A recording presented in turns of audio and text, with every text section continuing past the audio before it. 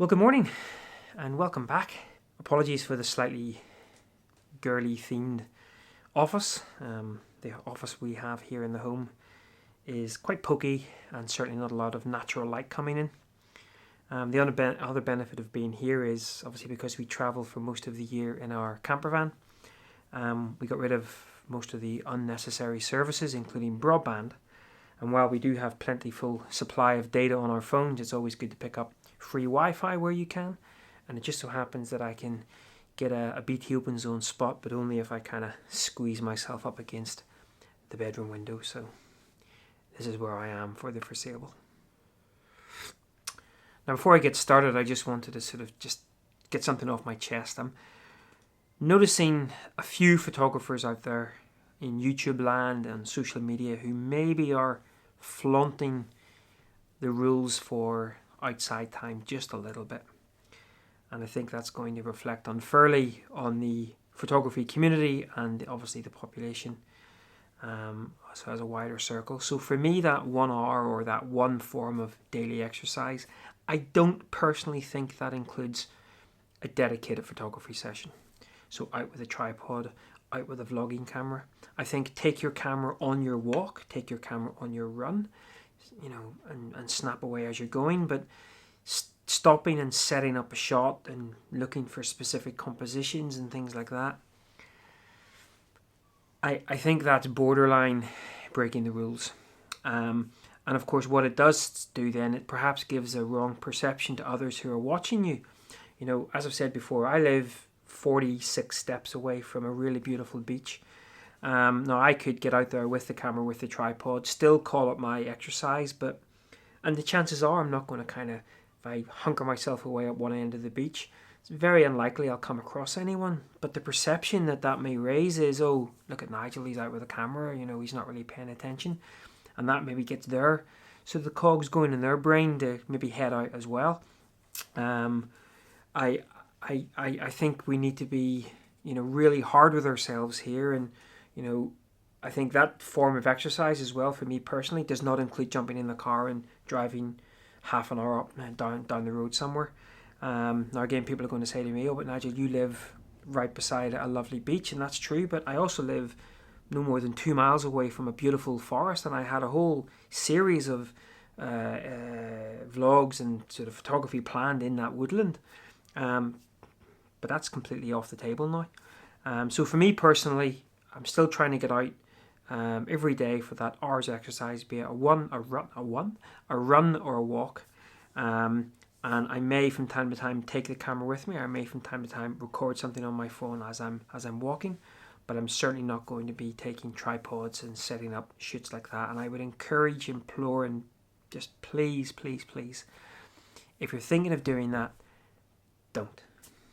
Look, the sooner we all really pay attention to this and really get it, hopefully, the sooner we can start to see the other side. I still think we're weeks, if not months, away from anything approaching sort of what was seen before. But the sooner we all just get into this new scenario and adopt this new scenario, the better. So I'm sure, like many of you out there, you are spending this enforced time at home, maybe looking back through your archive of images, either looking for images to reprocess, or perhaps just looking to move things around and tidy up your archive and do some backups. And I'm no different. And during that process, I came across what is arguably my most important image, the most important image that I've ever taken. But before I show you that, a little bit of a backstory. I did not discover photography early on. I wasn't handed a camera as a child by a grandparent or a parent. I have vague recollections of using those little plastic wind-on things, and certainly when we went away on family holidays, and even when I was a bit of a rebel teenager going away with friends, you'd have those plastic cameras. But I never saw it as a hobby, even anything like that. Now, when I started work, it was around the time that the Canon PowerShot cameras were around, and I was doing a lot of work over in America. and specifically in New York. And I remember we picked up a bunch of these Canon PowerShot cameras. And in fact, now we're talking probably 2004, 2003 maybe. This is the little baby. Oh, look at that. I should probably power that up, you know. Oh, hang on. There's even a memory card in it. 128 megabytes. Oh, wow. Yeah, I reckon all held together by tape. Oh, I reckon I should turn that on, you know, get that charged up and take some images with it. So I'd obviously picked up the little Ixus and the Canon and used it as you do. Just it became almost a sort of a third limb. I was, you know, just shooting everything and anything. Back then, I'm not sure whether you remember something called textamerica.com, I think it was, or textamerica.au, but it was like an Instagram-y type thing. Now sadly it's nowhere to be seen now, and I'm kind of gutted that I didn't get my whole archive, because for years, probably for about 6 years, I documented everything. I mean, I was literally, mine was called monkeyonthemove.textamerica.com or textamerica.au, and I documented everything. I shot, you know, on this. Later I shot on mobile phones, whatever. But yeah, this is what kind of kicked that off, and I was shooting everything. And I remember it was one day traveling down on the train to London, and I was just shooting something out the window, random, and I noticed that the little counter on this had gone from 9,999 images to 00. It basically reset itself in terms of the amount of images that you had taken. And I remember sort of thinking to myself, I quite like taking pictures. Now, up to that point, say a lot of the images had been just random or had been party pictures. Yes, that is me looking very purple. Lesson here is, folks, don't drink too much mead. Turns you into this purple-headed monster. And I remember thinking to myself, I quite like photography. I wonder, should I get myself an SLR? When I was in London at the office, I popped out at lunchtime and picked up a random digital photographer magazine, amateur photographer, I can't remember which one. Picked up a magazine, and on the way back on the train, poured through it. Now, I had no idea what anyone was talking about. Aperture and ISO and rule of thirds and all this jive. But there was something stirring. I was kind of going, I like this. I don't know why I like it, and I feel like I should get myself a digital SLR. So that weekend I popped into Cambridge, went to Jessop's, I think it was, and I ended up picking up, again because I was coming from the Canon realm, I picked myself up a Canon 350D with the 18 to 55 kit lens. And off I went out into the world with this beast.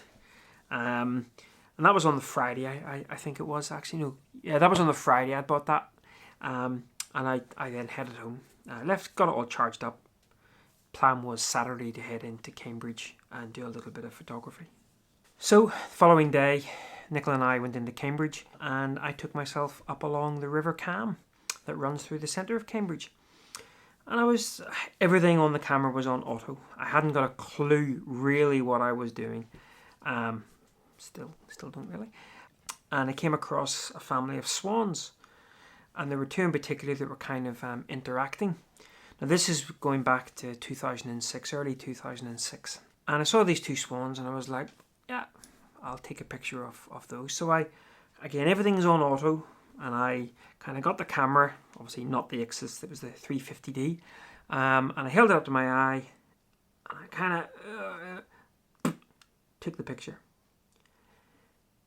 And the most bizarre thing happened, and even when I think about this and talk about this, I believe it because it happened, but I find it hard to believe, and I'm sure other people go, yeah.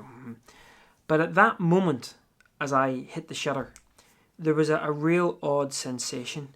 I've kind of got a little bit back again. I had goosebumps.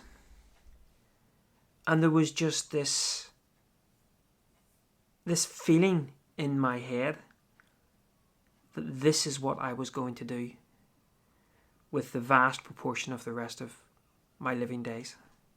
Photography. And again, this isn't coming from someone who had had a love of photography, kind of loved it as a hobby. This was the first image that I'd taken with my digital SLR. The first image that I'd taken kind of on purpose, not just out faffing about with the camera. And it was like a lightning bolt had gone on. Now at that point in time, I was in a sort of pretty successful job, in a very successful job actually, working for an oil company. That would continue for a number of years. I knew at that point in time that photography was going to form a huge part of the rest of my life. Now, of course, I took some other shots that day, and then later on went back and met Nicola. And I remember still sort of telling her this, and I almost couldn't get the words out, because it was kind of that almost Christmas morning type excitement that I had discovered something that I kind of almost instantaneously had fallen in love with. Now, she was convinced I'd spent the last 2 hours in the pub and was maybe a little bit kind of worse for wear. But yeah, that's how this all started. That one image. The image itself is shocking. I don't even think it's focused in focus. But it is probably my most important image that I've ever taken. Because from that moment onward, now, as I'll talk about in an upcoming vlog, I haven't exactly made the best use of my time over some of the period. But from that moment forward, photography has been pretty much central to my life. And I still find that very bizarre, that one image like that can just have that lightning bolt moment. Anyway, I hope you've enjoyed this little peek behind the curtain, kind of where it all began. As I said, I'll probably run another couple of vlogs along this subject, just talking a little bit about the background. I've obviously been, since that moment in 2006, I've been through a couple of different transitions in my own photography, both from a hobbyist and also professionally. But we'll kind of leave those to a future episode or episodes. So, yeah, there you go. I'm off now to see whether I can get this bad boy charged and go out and, well, not go out, obviously. Damn it. Take some pictures of my shoe rack. Catch up next time, guys. Bye-bye.